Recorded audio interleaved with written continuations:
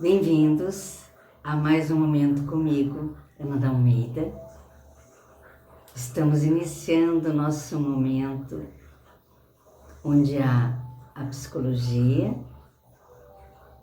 se relaciona com a literatura, onde temas como devaneio, viver no mundo dos ideais, princípio da realidade, se mesclam numa obra que se tornou consagrada como uma obra genial. Vamos iniciar os nossos estudos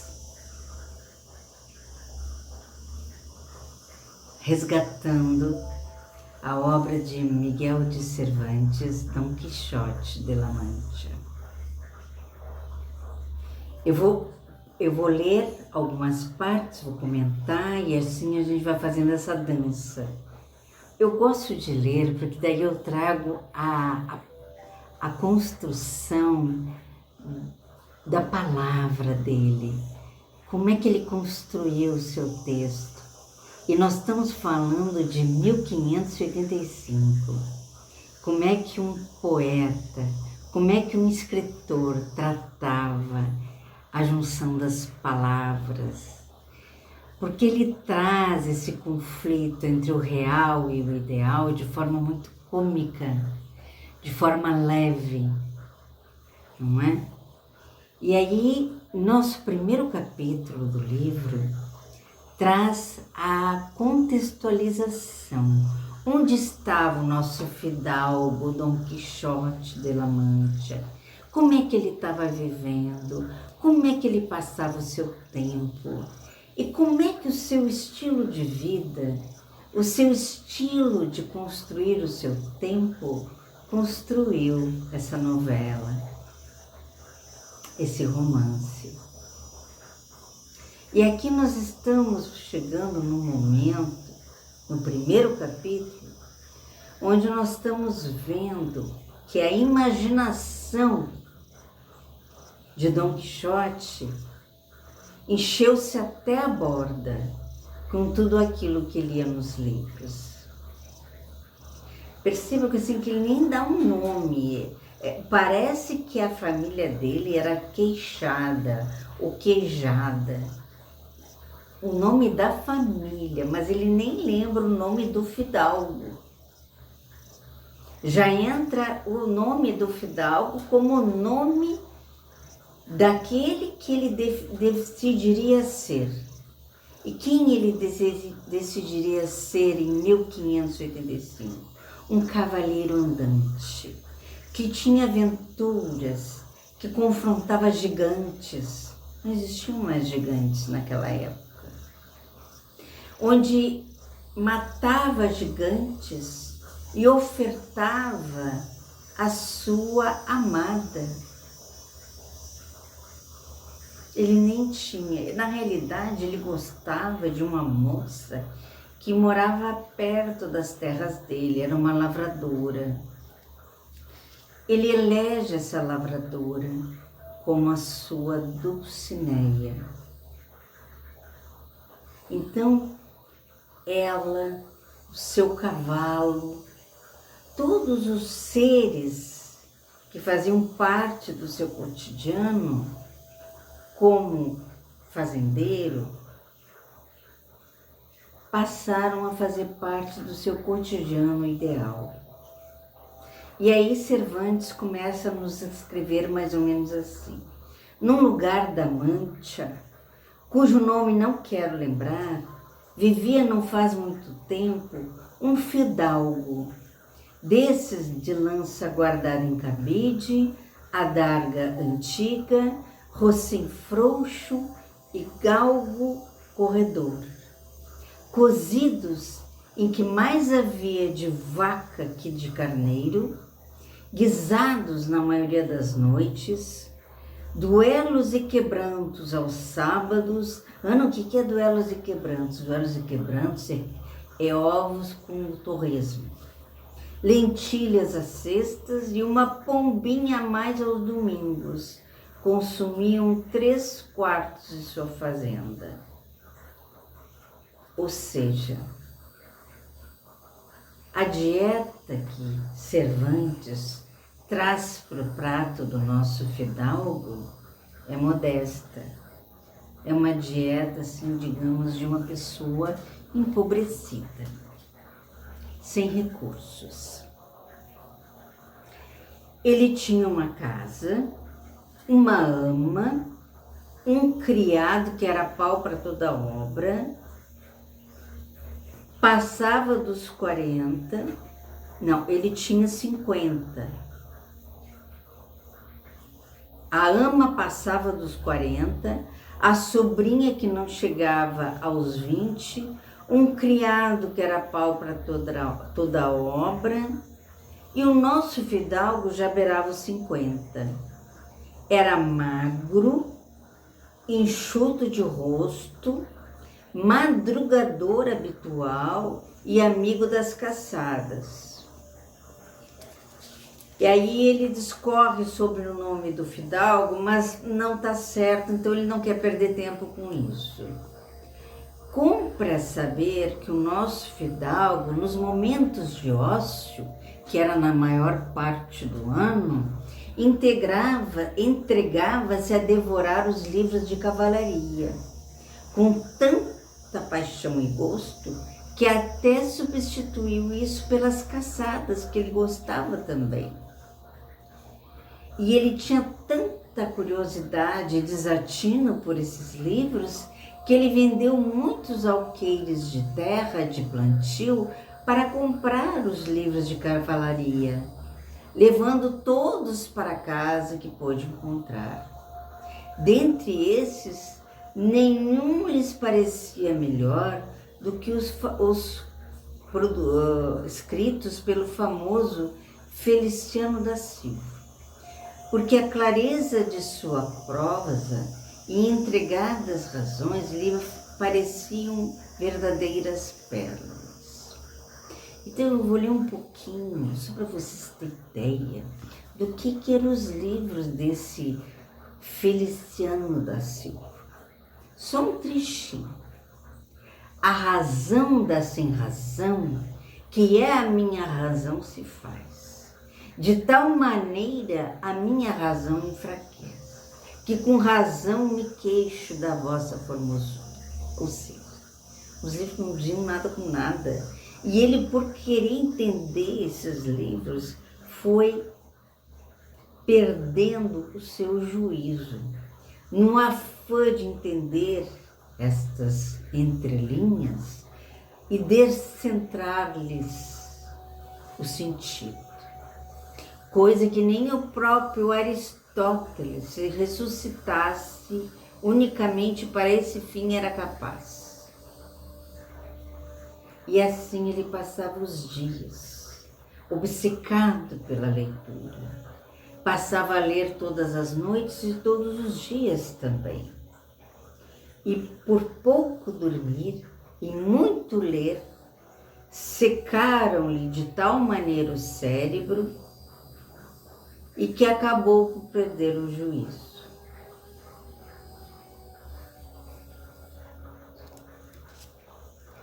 Por fim, perdido o resto de juízo que ainda conservava, ocorreu-lhe o mais estranho pensamento, que jamais passara na cabeça de outro louco nesse mundo. Pareceu-lhe conveniente e necessário, tanto para o engrandecimento da sua honra, como para o proveito da República, fazer-se cavaleiro andante, sair pelo mundo com armas e cavalo, em busca de aventuras.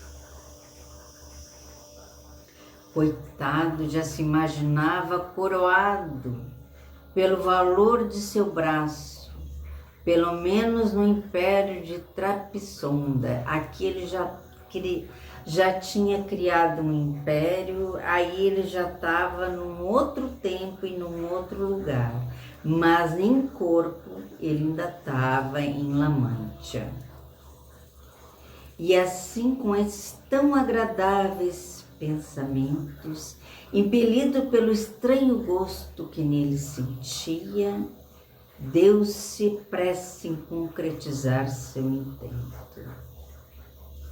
O que fez de primeiro foi limpar as armas que tinham pertencido aos seus bisavós e que, cobertas de ferrugem e mofo, jaziam esquecidas num canto há séculos.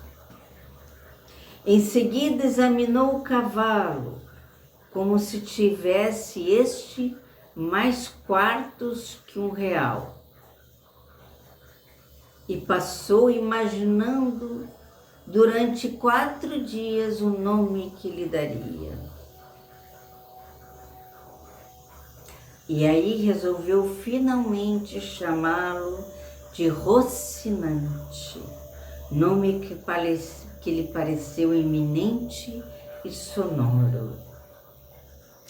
Engraçado, Ana, por que é que quando a gente vai para o mundo do ideal, tudo tem que ser grande, majestoso, tudo tem que ser assim inesquecível, tem que estar no nível da eternidade.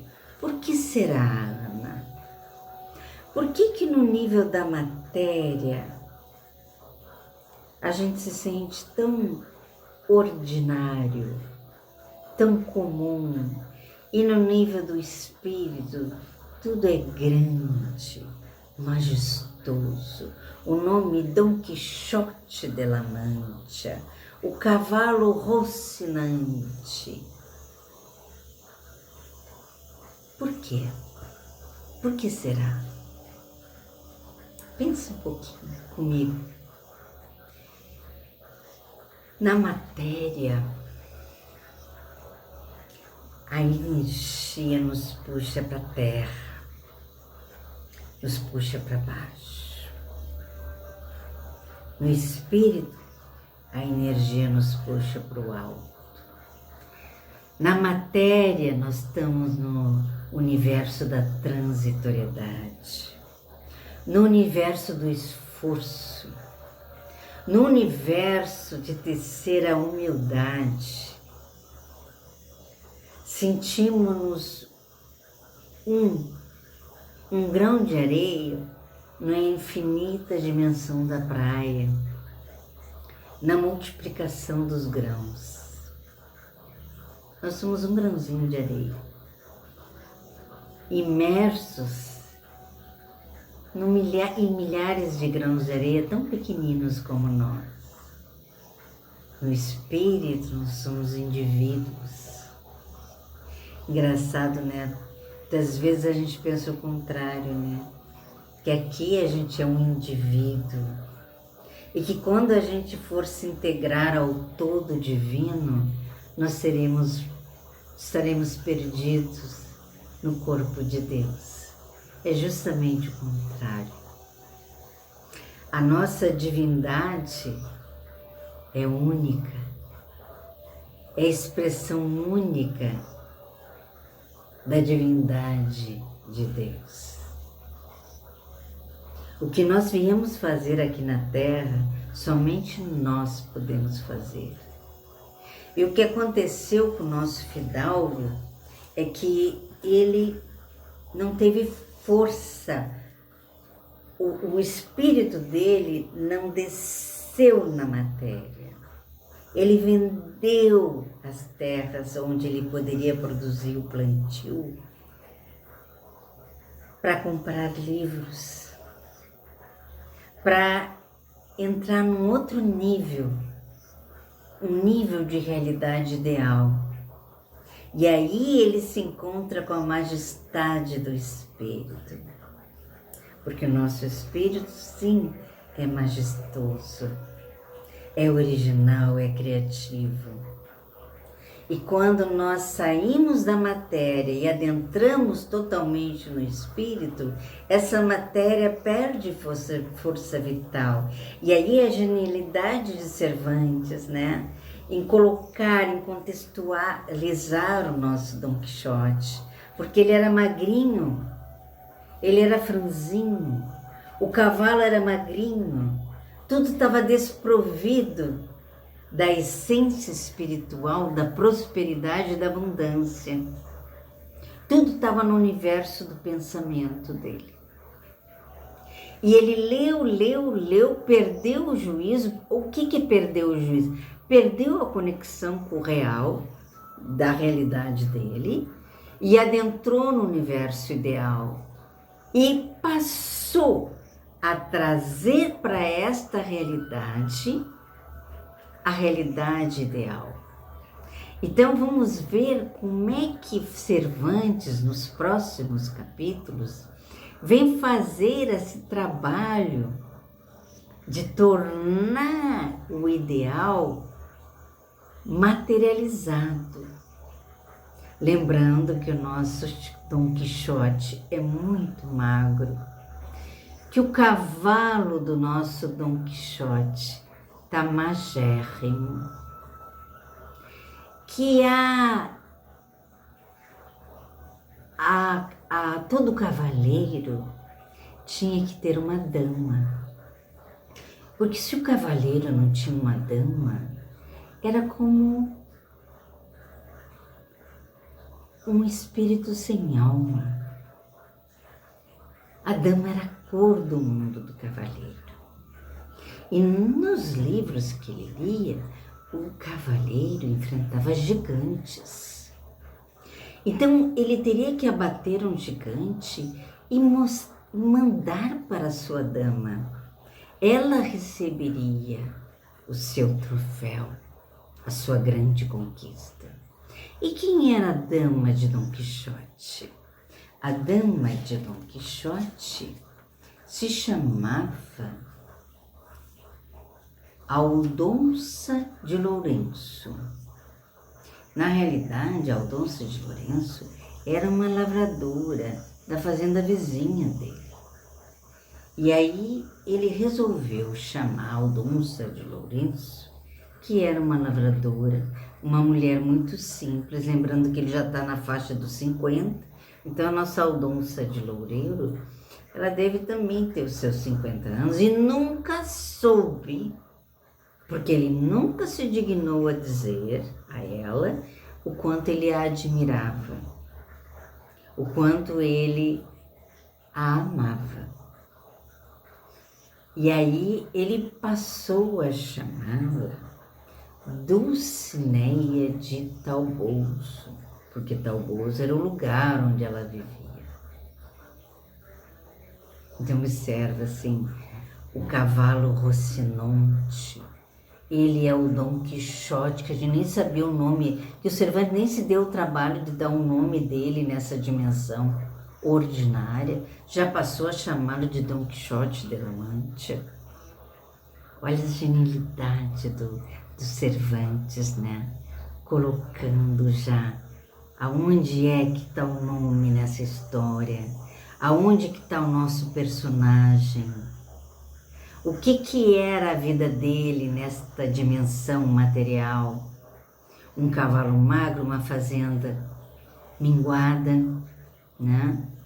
Ali vivia uma sobrinha, tinha uma ama, tinha um pau para toda obra, mas no mundo da fantasia dele tinha ele, o cavalo e a Dulcineia. E agora ele vai começar as suas aventuras. E vamos ver como é que a realidade vai tratar as aventuras e principalmente como ele vai tratar as pessoas que tratam ele a partir das suas aventuras. Vamos ver o que distingue a atitude dele diante do deboche do mundo e que não caracteriza bullying, mas que caracteriza o maior romance, de todos os séculos. Dom Quixote de la Mancha. Então, sintetizando, nós humanos somos continuamente testados pela vida. A vida vem e nos convida a transcender os nossos limites de criatividade, de coragem, de capacidade, de resiliência. Então não são situações fáceis, não são situações tranquilas, mas são situações que nos confrontam e que nos exigem do nosso melhor. E como nós lutamos com essa luta. E como aqui, nesse livro, Dom Quixote de la Mancha, Miguel de Cervantes trata essa luta que todos nós humanos enfrentamos no nosso dia a dia. Estejam atentos ao próximo vídeo. Muito obrigada pela atenção.